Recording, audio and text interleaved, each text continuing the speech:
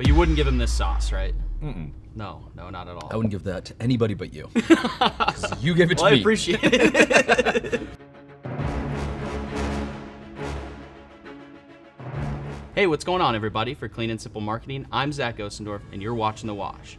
It's a show where it all comes out, and today I'm joined by the CEO of Cauldron Textiles, Ammar Khan. Ammar? Hey, before we get started, I appreciate you hosting, but we're gonna have to do something and get rid of these. All right. So throw those away. Perfect. And I've got some grab rags for you. Keeping it on brand with the orange. All right, yeah. Aside from that, Yeah. if things get a little too spicy for you, I also brought you a washcloth. Perfect. Well, I love that. How are you with spicy food?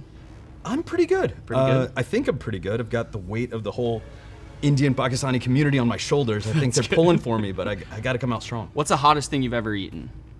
Oh man, some crazy hot sauces. My wife is a hot sauce nut, so she pushes the envelope.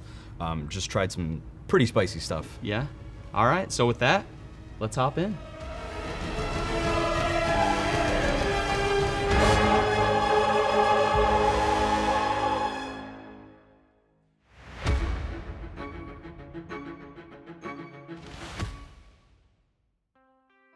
Typically, do you go for like the whole thing, or? You can eat as much as you want. If you enjoy it, go ahead and eat the whole thing. If you're daring towards the end, by all means. Well, I didn't have lunch because I knew we were going through this, so I might be eating all of them. All right, Ammar, I see you're a Big Ten graduate. What was your experience like at Indiana University? And how was it when Iowa always came to town and kind of tussled with the Hoosiers? Yeah, Big Ten is awesome. Being an Indianapolis guy, Bloomington's really close. Never thought I was going to go that close to home for school, but it was still like a big enough campus where you could stay there and have the campus experience. Love the school. The sports are great. Shout out to Kelly School of Business. Woo! Great business program, and overall the college experience, I wouldn't trade it for the world. I was gonna say I'm a Big Ten graduate too, so we have something a little bit in common there. So I see your Hawkeyes. go Hawks, go Hoosiers, Go All right. Hoosiers. All right. So how was that one? You enjoy that one? Yeah. Okay. Really We good. like to ease our guests in a little bit, so I'm sure the pain will come at if some you point. enjoyed it, then we have 9 more. So Yes. all right, let's do the next one. Great towel, soft. Yeah. One's for your lap, Yep. one is for your face. Yep. All right, yeah, I got to separate these two. I had them cocooned together. So how did Cauldron become the company it is today? Cauldron's got an amazing story, and I'm super proud of it. It's really the story of an American dream. So my parents were both involved with starting the company. We had a 2,000 square foot house, and they used to bring in textiles from overseas, 2 or 3 bales at a time, work a day job in a frozen yogurt shop in the mall, and then at night they would be delivering them all over the city. Right. And from that to now, this is our 40th year, 1983, which is amazing. Congratulations. Thank you so much. Thank you. And it's just been a lot of expansion, a lot of grit, a lot of hard work, staying true to the customers and what they're looking for, and being solution oriented. So we've come a long way in 40 years, and couldn't be more proud. What's your earliest memory of it? So yeah, the business was started in '83. I wasn't born until a few years later. Yep. My earliest memory is with my siblings and I being at the office downtown in the warehouse and jumping and crawling around bales. We used it as like our bounce house or something like that, if you will. But races throughout the buildings, just fun stuff growing up, and obviously being around the people. The people is what makes the journey so much worth it. Seeing everybody's progress along the way, everybody's bought in. Yeah. With love, camaraderie, and teamwork, it's awesome. It's a family. It's a family. Absolutely. A little on the sweeter side. Oh yeah. This one's tequila Pinot. It's got a little bit of tequila in it, so Okay. it's a party. It's a party in your mouth. It's a party wing. It is, very much so. So, what is it like working alongside your family? You just talked about kind of like where, the business originated from and everything. So what's it like to work with your family? First, I would say that my father and I are the only ones that are kind of in the business on a regular basis, or were in the business on a regular basis. It's super rewarding because when you go through the trenches together, and there's the high degree of stress and tension and trying to get over things, but when you come together and solve those problems, nothing's more rewarding than doing that with your dad. Right. or with your parent, if you will. Yep. It is challenging because you have to maintain, not just the professional relationship, but also the personal relationship, and you figure out ways around it and how that can really work. Yeah. One example I could give you is we used to have sign languages for when we would want to disagree in a big setting. Right. So this means, I don't know what you're talking about, but move on. I love that. All We right. developed different mechanisms on how to really get along professionally, as well as keeping our integrity of our personal I was going to relationship. say that work-life balance is probably pretty important when it comes to family within the company. Yeah, and definitely having those boundaries and saying, no, this is a work setting and this is not, and we're not going to take that stuff home with us. So did you always know you wanted to be in the laundry and textile industry, or was there always something that you wanted to kind of dabble in other than this industry? Actually, I always knew I was really interested in business. Yeah. So I loved big business, I loved small business, I love international and supply chains. So I was a supply chain degree background, international business background.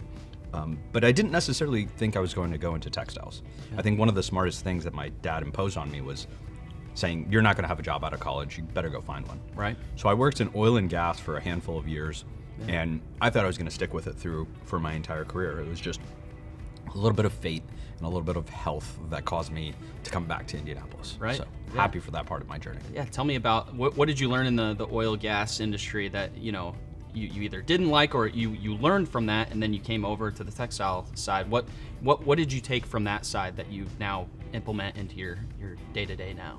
I think one of the key things I walked away with was business was like a science. Yeah. So in oil and gas, being on the engineering front, there is a lot of science to it. There's a lot of data. There's a lot of precision to that. Yep. And having to come from the business side of oil and gas rather than the engineering side, you had to be able to couple those things together and say, let's make sure this is making financial sense based upon statistics. Yep. So having data-driven business decision-making was one of the biggest takeaways I had and what I keep with me today. Right, numbers don't lie. So. They don't lie. They don't lie. You can't fluff those. No, you can't. Well, you shouldn't. Yeah, exactly. Then we're talking about something else. It's a different kind of laundry. Yeah, exactly. But yeah, we were digging through your social media, and we saw a couple photos of you running. So my question to you is, what is some advice you would give to someone beginning out, or a novice in running long distances, or maybe someone who might be running a half marathon in October? Not pointing any fingers, but it's my first long race. So what are some tips, tricks, things you learned along the way? Yeah, so love this picture. It's actually a picture of one of my best friends and I. Ben is right behind me. Officially, he's always second place. But we've been running the Indianapolis half marathon or mini marathon together for probably 5 out of 10 years. Yeah. And it's a great way to try to stay motivated, stay in shape, and then, the distance challenge. Right. So before we ever actually ran a mini marathon, we knew it was going to be a completely mental game. Yeah. The advice I would give to you is, it's a mental challenge. Yeah. And as long as you stay in the game mentally, you'll be good. Right. The minute you start losing that battle in your head, it's going to go downhill quick. Right. It gets painful if you're not, have your head in the right place. Exactly. So I would say train like hell and make sure that you're focusing also on the mental aspect of the game. Right. Yeah, no, I've noticed that with even the short runs I've done recently and stuff. It's once your calves start kind of ball up a little bit, you kind of lose that mental toughness a little bit. So I think I'm trying to learn that right now, and in October I hope to be. Oh, you'll do super great. ready, You'll do great. And I think, the running aspect is one that will help in your professional world. Yeah. Because you think about your normal life or people's normal lives, and nobody thinks about running 13 miles. Right. Right. So that's a big mental hurdle to try to get over. And once Yep. you realize you can accomplish that, that'll unlock a lot of doors. All right, so I'll take some video while I'm running, and I'll send it to you. Yeah. This is what you're supposed to do. Tell me how it goes. I will. I got will. your back. 100%. Thank you. So, Ammar, being a part of this industry for as long as you have, what would you say is the biggest positive change you've seen? Great question. I think, early on when I was getting into this line of work, I felt like there was a very combative relationship between purchasers and sellers, or vendors and customers. It felt like a very old school approach, and that seems to be materializing and getting better. Yeah. One of my things that I've always been trying to push for is collaboration, openness, transparency, and how do we accomplish those common goals together? Because literally we're on the same team a lot of times. Right. And if the laundry wins, then the distributor wins, and then upstream there's a lot of other people that participate. So seeing that kind of change coming around and a little bit of the new school approach is something that I've cherished watching happen and being a part of. Yeah, and you've seen those improvements throughout your time as CEO, right? Absolutely, and I think it takes a lot of people moving in the right direction or together in that direction. Right. It's not something that can be accomplished with one textile supplier and one laundry. Right. It takes the associations of us, it takes the boards of us to try to be moving in the same direction. Yeah, I like it. Yeah. All right, I can see your A eyes little bit, are right? Woo! Nice little towel right there. Yep, Yeah. be careful of your eyes, but yeah. This one's called the Violator. Sounds about right. Got a little clown on it. Yeah.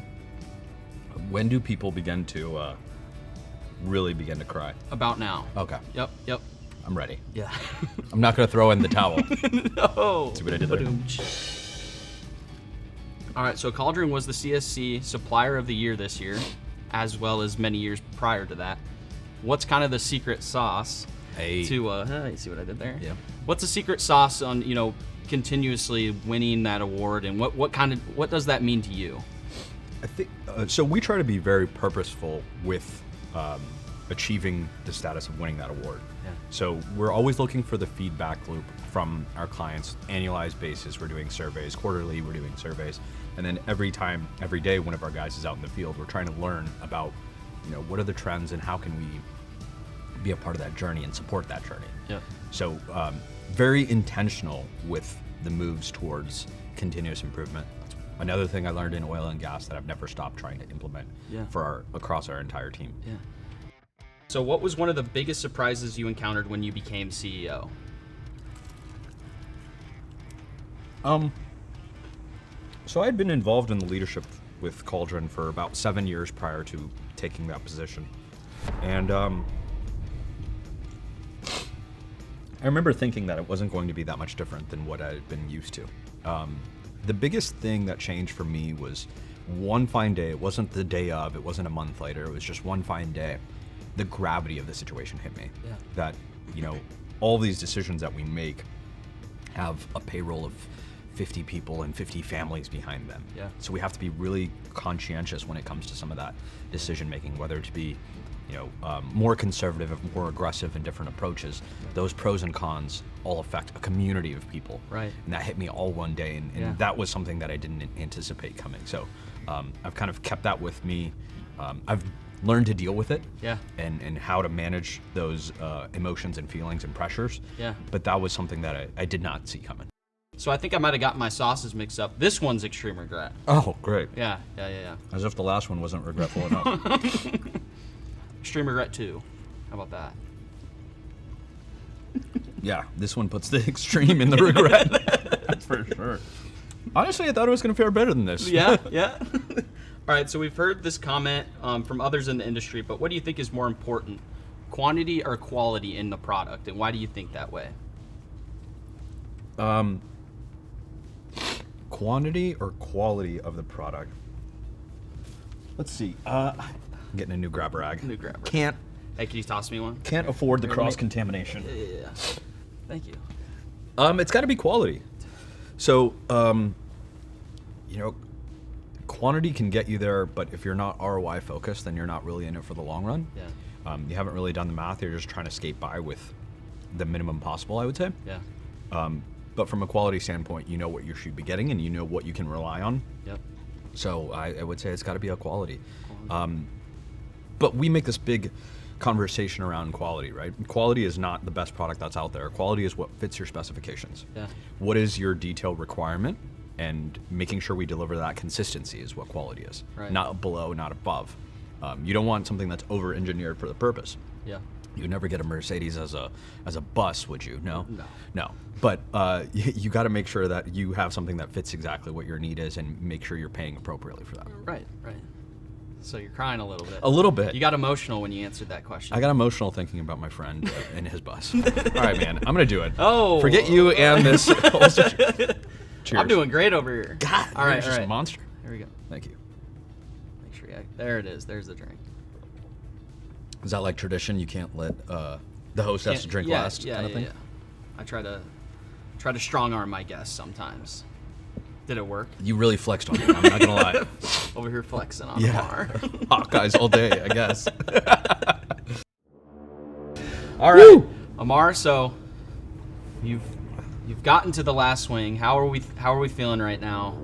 Talk me through your emotions. What's going on? What are your thoughts going into this last sauce entitled The Bomb? Observationally, it is the darkest looking wing, so a little bit scared on that. Yep. Everything has gone pretty well thus far, so I don't want to lose all my pride in one foul swoop, but we're close. You rolled the sleeves up a little bit. Yeah, man. Yeah. All right, here we go. Wing 10. God, they just creep on you and sit there. Go away.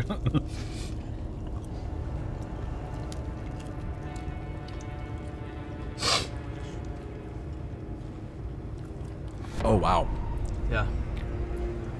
Yeah. You just like exponentially increased on that one. That's great. All right, so what are some personal goals you've set for yourself outside of work?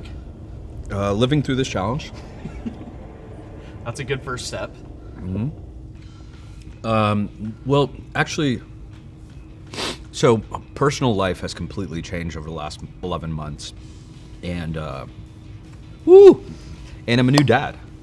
Congratulations. So, yeah, that's changed awesome. my focus a lot. Absolutely.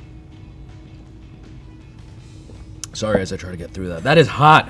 Yeah, so my son's name is Azad. Yeah. And his mother and I are super proud of him. He's 11 months old. It just changes perspective on life. Yeah. And it's really cool to see him doing different things every week. So yeah. I'm trying to be home as much as possible so I can enjoy him and what's going on with him lately. Absolutely. Did he say mom or dad first? He said mom. Mom. And still has refused to say dad.